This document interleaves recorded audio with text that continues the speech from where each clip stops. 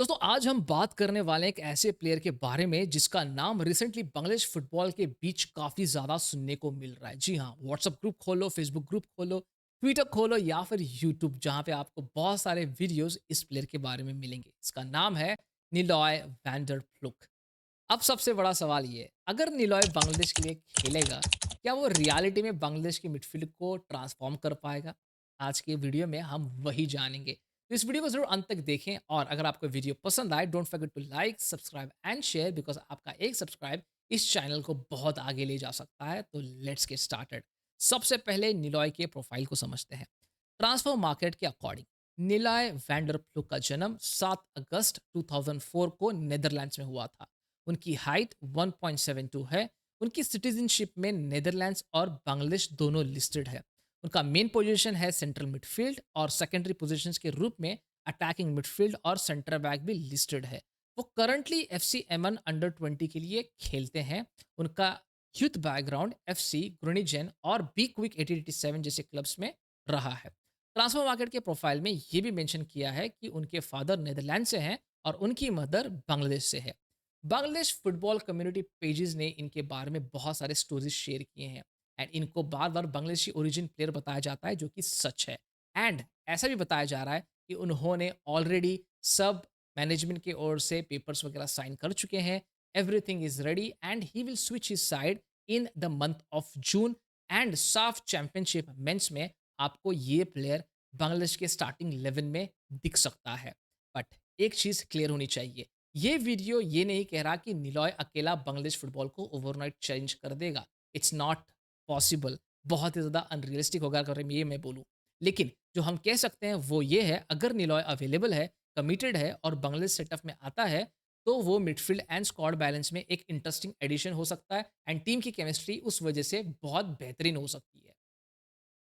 तो अब सवाल ये आता है, निलॉय एग्जैक्टली किस टाइप का प्लेयर है? ट्रांसफर मार्केट के हिसाब से उसका मेन रोल सेंट्रल मिडफील्डर का है। मतलब नेचुरली हमें उसको एक मिडफील्ड प्लेयर की तरह एनालाइज करना चाहिए, लेकिन इंटरेस्टिंग बात ये भी है कि उसकी प्रोफाइल में सेंटर बैक भी अल्टरनेट रोल के रूप में लिस्टेड है। इसका मतलब क्या हो सकता है? इसका मतलब ये हो सकता है कि निलॉय एक ऐसा प्लेयर है जो डिफेंसिवली रिस्पॉन्सिबल है, पोजिशनल डिसिप्लिन रखता है, डीपर एरियाज में कंफर्टेबल है और गेम को पीछे से समझकर खेल सकता है।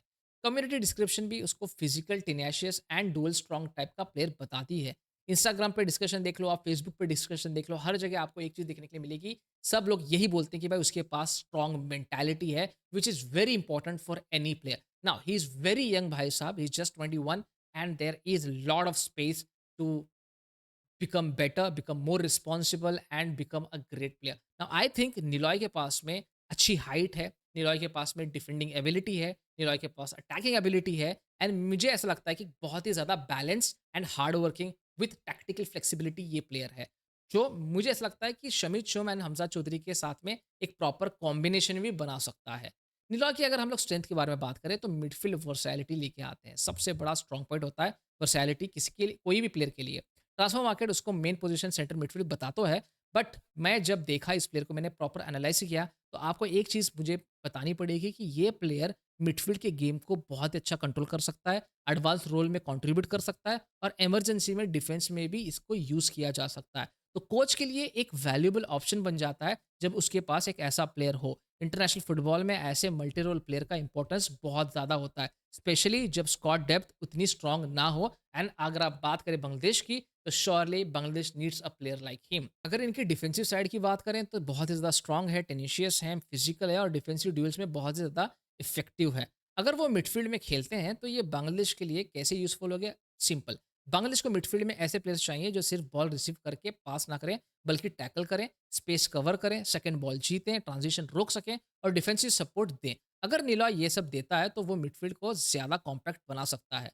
अगर हम लोग इनका गेम रीडिंग एंड एंटिसिपेशन के बारे में बात करें, तो आपको इतना बता दूं भाई साहब, ये स्पेस बहुत अच्छी तरीके से स्कैन करते हैं, पासिंग लेन समझ सकते हैं, प्रेस कब करना है, कैसे करना है, प्रिडिक्ट हर चीज़ को ये प्रॉपरली कर सकते हैं और डिफेंसिव शेप मेंटेन भी कर सकते हैं। अगर निलॉय का एंटिसिपेशन अच्छा है, तो वो बांग्लादेश के मिडफील्ड के बैटल्स में बहुत ज़्यादा हेल्प कर सकता है। वो डेंजरस पासेस निकाल सकता है, उसको कट भी कर सकता है, वो अटैक को पहले ही स्लो कर सकता है और अपोजिशन का रिदम को डिस्टर्ब भी कर सकता है। और ऑनेस्टली बताऊं, बांग्लादेश को मिडफील्ड में ऐसा एक प्लेयर चाहिए विथ हमजा चौधरी। हमजा चौधरी ये ऑलरेडी बांग्लादेश के लिए कर रहा है बार-बार, but he needs help specially जब सामने वाली टीम फास्ट ट्रांज़िशन करती है तब।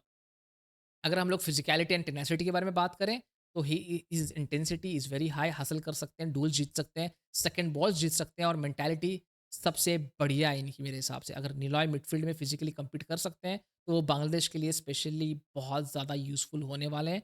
जो एग्रेसिव टीम्स के अगेंस्ट वो खेलेंगे, एग्रेसिव प्रेस जब आता है, तो ये मिडफ़ील्ड में फ़ाइट कर सकते हैं एंड दूसरे जगह पे वो क्रिएट भी कर सकते हैं।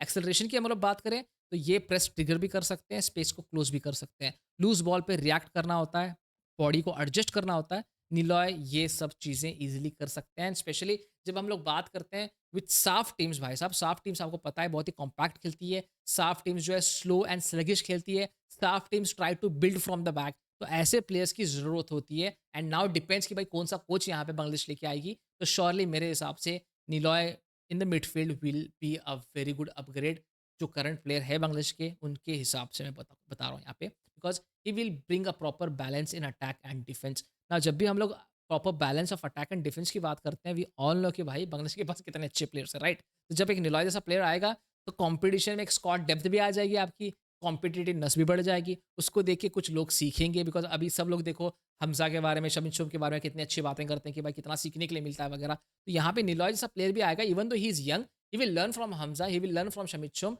एंड वो भी जो अपने टिप्स एंड थॉट्स हैं to the other Bangladeshi player वो दे सकता है। तो आपके ट्रेनिंग के स्टैंडर्ड्स इंप्रूव हो जाएँगे भाई, आपके टैक्टिकल ऑप्शंस बढ़ते हैं यहाँ पे, आपके करंट प्लेयर का जो स्क्वाड बना है यहाँ पे उसमें एडिशन हो जाता है, तो अपग्रेडेशन ऑटोमैटिकली यहाँ पे आ जाएगा, राइट?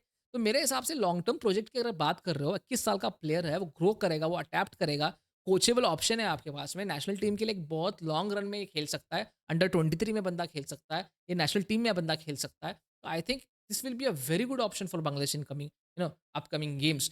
अगर रियलिस्टिक कंसर्न्स के बारे में बात करें तो यार देखो youth level to international jump थोड़ा-सा डिफिकल्ट तो होता है बट क्वालिटी वाइज़ अगर हम देखें, ऑप्शन कम रहने के अगर हम देखेंगे भाई ऑप्शंस कम है आपके पास में तो आप ऐसे प्लेयर को तो खिला ही सकते हो, सिंपल सी बात है ना? He is not a miracle solution in my opinion. बहुत लोग बोलेंगे यार कि आते ही पूरा एकदम भड़कंग मच जाएगा, आते ही मज़ा आ जाएगा। नहीं भाई साहब, उसको थोड़ा-सा प्रॉपर अगर कोचिंग मिलेगा, प्रॉपर सिस्टम मिलेगा, प्रॉपर वो अगर केमिस्ट्री बना पाएगा अपने टीममेट के साथ में, डिफेंसिव स्ट्रक्चर में जो है प्रॉपर अपने आप को मोल्ड कर पाएगा, तो surely he can become one of the best players. And जैसे मैंने बताया भाई साहब यहाँ पे Shamit Shome and Hamza Chowdhury have a brilliant job to do with this player because ये प्लेयर बेहतर ही होता जाएगा। He is just 21। नाउ वक़्त के साथ में if he gets the right kind of right kind of coaching, right kind of moulding, ये प्लेयर जो है बहुत बढ़िया हो सकता है। तो मेरा फाइटिंग वर्डिक्ट ये है भाई साहब कि निलॉय वेंडरप्लोग बांग्लादेश के लिए यूज़फुल हो सकता है। लेकिन सबसे इम्पोर्टेंट बात ये है कि हमें उसको सही तरीके से समझना होगा। वो प्राइमरीली एक सेंट्रल मिडफील्ड है जिसके पास वर्सैटिलिटी है, डिफेंसिव साइड है, फिजिकैलिटी है, एंटिसिपेशन है और मल्टी पोजीशन वैल्यू भी है, राइट? तो अगर वो बांग्लादेश के सेटअप में प्रॉपर्ली बैठता है तो आपके मिडफील्ड को टैक्टिकल ऑप्शंस देगा और लॉन्ग टर्म में टीम को बहुत ज़्यादा फ़ायदा होगा। तो देखो, मेरे हिसाब से जब आप इस प्लेयर को देखोगे खेलते हुए, मेरे हिसाब से बहुत लोग जो है surely they will be surprised with the quality he has because comparatively जो प्लेयर आपके पास अभी वो उस पोज़ीशन पे खेल रहे हैं भाई, I have seen them a, उतने ही अच्छे हैं जितने उनको होना चाहिए, उससे ज़्यादा वो नहीं कर पाएँगे इवन इफ दे ट्राई। तो I think a player like him surely will help Bangladesh out. Your thoughts on this ज़रूर आप मेरे साथ में आप शेयर कर सकते हो so that I will get your point of view also. हो सकता है मैं थोड़ी चीज़ों में गलत हूँ, but I would really love to see what you have to say about this player. मिलते हैं अगली वीडियो में, अंटिल देन